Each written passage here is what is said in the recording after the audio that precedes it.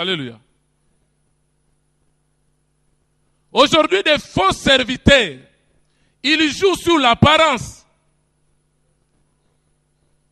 Je te regarde, je commence à analyser. La manière dont je le vois, il peut être comme ça. La parole de connaissance, l'Éternel est en train de me dire, tu tapes à côté. Alléluia. Même un grand prophète comme Samuel, l'Éternel a dit, je t'envoie dans la maison d'Isaïe pour aller oindre celui que moi, l'Éternel, je choisirai. Quand il a vu les enfants d'Isaïe venir, il a vu Eliab, costaud, bien bâti. Il a dit certainement c'est lui. Il s'est fié aux apparences.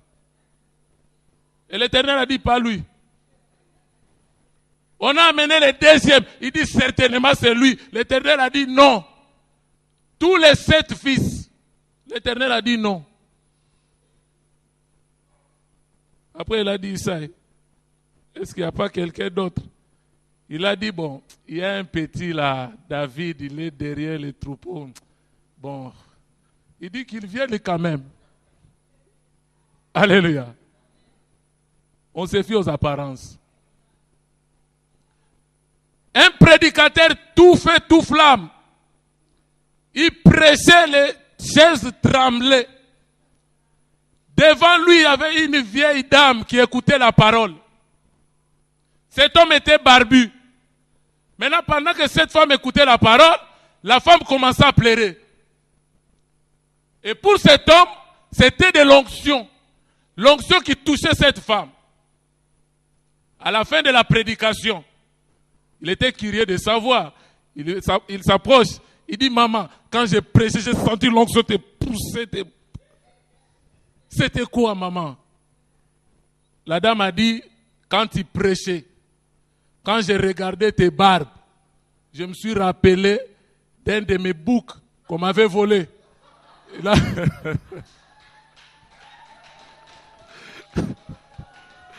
on acclame le Seigneur.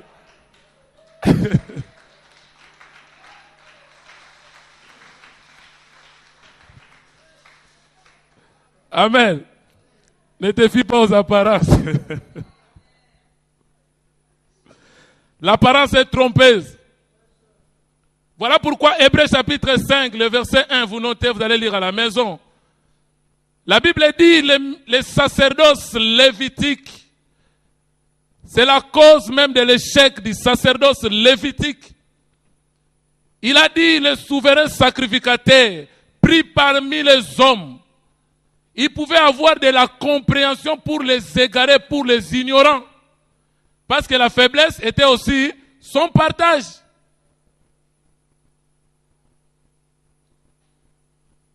C'est comme aujourd'hui, je peux avoir ma sœur. Mais par rapport au sacerdoce, je dois choisir des gens capables, ce qui convient pour ces services-là. Mais une de mes sœurs aussi peut me dire, tu as pris les enfants de telle sœur, mais pourquoi tu n'as pas pris mes enfants? À cause de la compréhension. Pour lui faire plaisir, je peux prendre aussi ses enfants et les mettre dans le sacerdoce. Et c'est ce qui a rendu le sacerdoce lévitique caduc. Alléluia.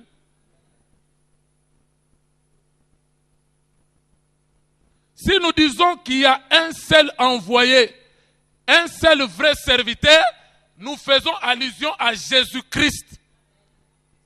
Quand il prend le chapitre 1 de Éphésiens, lisez bien les textes.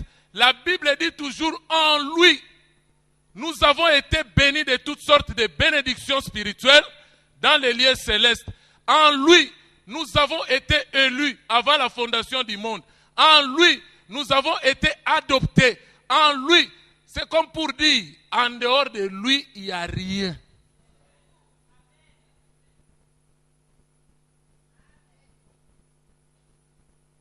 Si je dis aujourd'hui, Dieu m'a envoyé vers vous, c'est par faiblesse de langage. En réalité, je ne dois pas dire ça. Psaume 107 nous dit quoi? Dans leur détresse, prière à l'Éternel. Maintenant, l'Éternel envoya qui? Saint. Est-ce qu'il m'a envoyé? La Bible dit, il envoya sa parole. Et la parole les guérit. Or, cette parole n'est pas venue dans le vide. Il fallait qu'il y ait un instrument pour venir annoncer cette parole. Mais l'instrument, ce n'est pas lui l'envoyé. Dieu n'envoie pas l'homme. Il envoie sa parole. Voilà pourquoi Jean 3,16 nous dit quoi? Car Dieu a tant aimé le monde, il a envoyé qui? Sa parole. Parce que Jésus est la parole.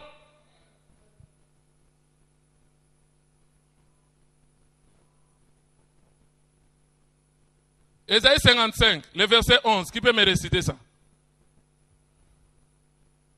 C'est écrit ici. Il en est ainsi de ma parole qui sort de ma bouche. Jésus-Christ est sorti du Père. Il est la parole. C'est ça ce que Dieu envoie, la parole. Et elle ne retourne pas au Père sans effet, sans avoir accompli sa mission.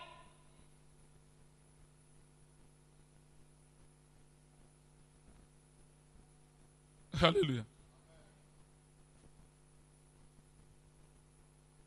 Il n'y a rien en dehors de la parole qui peut te faire du bien, qui peut te délivrer. Aujourd'hui, on peut faire des cérémonies de délivrance, c'est bien. Mais si la parole ne te délivre pas, tu ne seras pas délivré. Voilà pourquoi des chrétiens qui n'ont pas compris, ils courent derrière des faux serviteurs pour de tomber. Ils pensent que quand on tombe, c'est ça la délivrance. Mais aujourd'hui, tu tombes. Demain, un autre vient, tu tombes. Le lendemain, tu tombes. Le surlendemain, tu tombes. Au juste, tu es qui? La Bible dit, vous connaîtrez la vérité et la vérité vous affranchira. Elle vous rendra réellement libre. Le combat avec le diable, c'est au niveau de la connaissance. Osée 4,6 dit quoi? Mon peuple périt par manque de connaissance. Il ne dit pas les païens, mon peuple.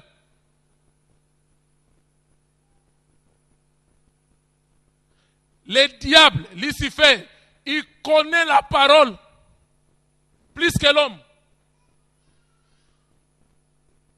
Quand nous prêchons l'amour de Dieu, des fois nous prenons ça comme de la blague. Dieu est amour, mais je souffre.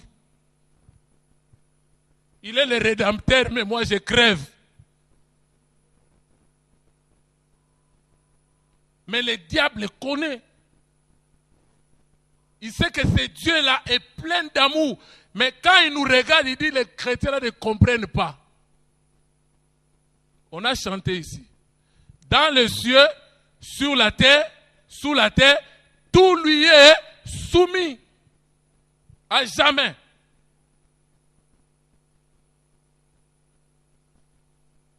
Je suis en train de donner un enseignement qui a pour thème Satan le diable, de qui est-il serviteur? De Dieu ou de lui-même? Maintenant, pour situer la question, ce n'est pas avant, quand il était chérubin protecteur, mais après sa chute.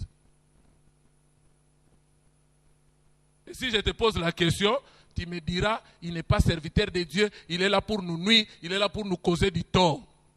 Mais moi, je te dis le contraire. Satan, le diable, c'est un serviteur de Dieu fidèle, obéissant, mais il ira en enfer. Alléluia.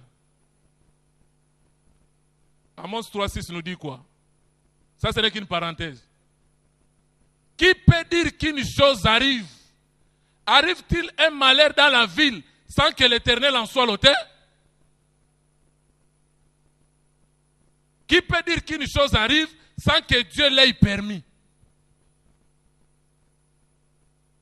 Le diable, il exerce le ministère de contrôle et d'accusation. Il contrôle ta vie. Aujourd'hui, on donne l'enseignement. C'est comme à l'école. Vous êtes en train d'apprendre parce que l'Éternel sait que ce que vous apprenez, la connaissance, la révélation de la parole, c'est pour faire face à la ruse de l'ennemi. Maintenant, pour que Dieu vérifie si vous avez assimilé la matière, il faut qu'il y ait examen. Mais maintenant, dans la salle de l'examen, s'il n'y a pas de surveillant, vous allez tricher. Et l'Éternel de son côté, il dit quoi? Je suis fier de mes enfants. Je sais qu'ils comprennent la matière. Ils assimilent la matière. Mais Satan va surveiller l'examen. Et le diable est là, en train de sillonner. Il vient et te dit, apôtre William, tu peux tricher. Il t'incite à tricher. Quand tu vas ouvrir le cahier, tu commences à tricher, il va auprès de Dieu. Toi qui es un Dieu juste, comment tu peux bénir William qui a triché? Et l'Éternel est coincé, il ne peut pas te bénir. C'est ça son travail. Apocalypse 12 nous dit quoi? L'accusateur de nos frères, c'est lui qui les accuse nuit et jour devant qui? Devant l'Éternel. Il est au service. Il remplit sa part du contrat. Maintenant, toi aussi, remplis ta part du contrat. S'il vient et te dit triche, tu dis Satan, je ne peux pas tricher. Parce que qu'est-ce les blés? C'est qu'on est au millénium. Voilà pourquoi dans l'église locale, il faut qu'il y ait des sorciers, il faut qu'il y ait des méchants, il faut qu'il y ait des incrédules, des gens de mauvaise vie. Leur mission, c'est de nous attaquer, mais maintenant nous, comme on n'a pas d'autre issue, nous tournerons les regards vers celui qui a permis qu'il soit planté là. Maintenant, pourquoi tu te plains? Alléluia. C'est lui qui veut la tranquillité dans ce monde, qui demande la mort. Si tu es mort, c'est fini. Mais quand tu es vivant, il y aura. La Bible dit quoi? Les malheurs atteignent souvent les pécheurs.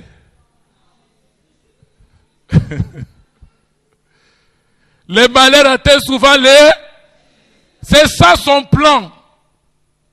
Dans son plan, comme un réalisateur d'un film, il dit, toi, en tant qu'enfant de Dieu, dans mon film là, tu vas souffrir du début.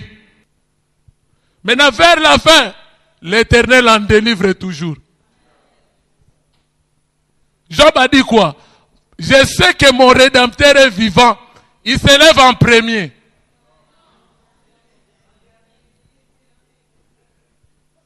Il est vivant, mais il s'élève en dernier. Mais avant, maintenant, qui s'élève avant?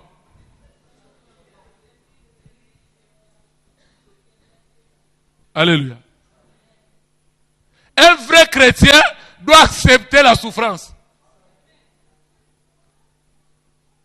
Le psalmiste a dit, pourquoi ma souffrance est-elle continuelle? C'est comme si Dieu n'existait pas. Or, il est là. Le silence de Dieu ne signifie pas son absence.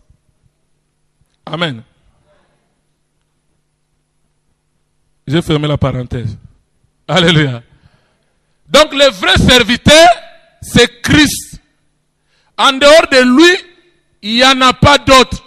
Maintenant, si tu veux être serviteur, le vrai, un vrai envoyé, tu dois être en Jésus-Christ. Alors, dans Jean chapitre 5, vous notez le verset 1 à 16. Moi, je vais à Jérusalem, près de quoi? De la porte des brebis. Il y avait une piscine qui s'appelait en hébreu Bethesda. Et qui avait combien de portiques? Et sous ces portiques étaient couchés un grand nombre de malades, des aveugles, des boiteux, des paralytiques qui attendaient le mouvement de l'eau. Car un ange descendait de temps en temps dans la piscine et agitait l'eau. Et celui qui descendait le premier, après que l'eau avait été agitée, était guéri, quelle que soit sa maladie. Amen. La piscine, cette maison s'appelait Bethesda. Bethesda, ça veut dire la maison de miséricorde. Or, qui peut être miséricordieux si ce n'est pas Dieu lui-même? Alléluia. Maintenant, dans cette piscine, pour y accéder, il n'y avait qu'une seule porte. Et nous avons vu que la porte des brebis, c'est Christ. Maintenant, quand vous entrez par cette porte, tu trouveras maintenant 5 portiques.